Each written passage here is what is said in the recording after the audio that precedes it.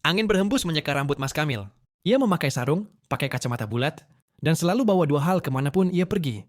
Buku Madilog karangan Tan Malaka, dan sebuah kalender Hijriah buatan sendiri hasil hitungan hisab falak kontemporer.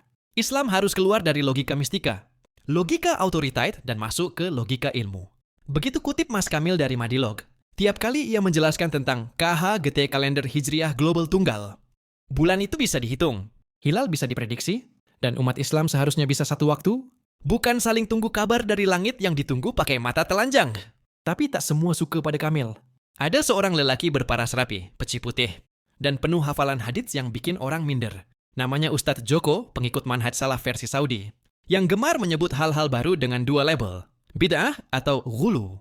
Suatu sore, ia berkata lantang di majelis, Mas Kamil itu suka wayang, suka filsafat, bahkan baca buku komunis, dan ngajak umat pakai kalender bikinannya sendiri. Itu semua bid'ah dalalah, sesat menyesatkan. Mas Kamil hanya tersenyum. Ia tahu perdebatan semacam itu bukan untuk dimenangkan, tapi untuk disayangi dalam diam. Ustadz, katanya pelan, saya memang suka wayang, tapi bukan karena mistiknya. Saya suka bagaimana Semar mengajarkan kejujuran, bagaimana Punakawan mengajarkan kritik lewat tawa. Saya cinta seni bukan untuk menyembahnya, tapi karena Islam saya luas, membikin seni jadi jembatan jiwa menuju peradaban. Dan soal kalender, saya hanya ingin Ramadan dimulai serentak, agar umat Islam tak lagi puasa sendirian di tengah keramaian. Mas Kamil lalu berdiri, membuka laptop dan menunjukkan simulasi KHJT. Dengan KHJT, umat Islam sedunia bisa salat Id bareng. Tak ada lagi yang takbiran sambil scroll medsos dan bingung. Besok puasa apa belum ya? Ustadz Joko terdiam, tapi tetap menunduk curiga.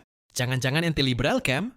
Mas Kamil tertawa kecil. Saya Muhammadiyah, Ustadz. Tapi lebih suka disebut murid Tan Malaka yang ngaji tafsir, dan murid Mbah Dahlan yang terbuka dan toleran.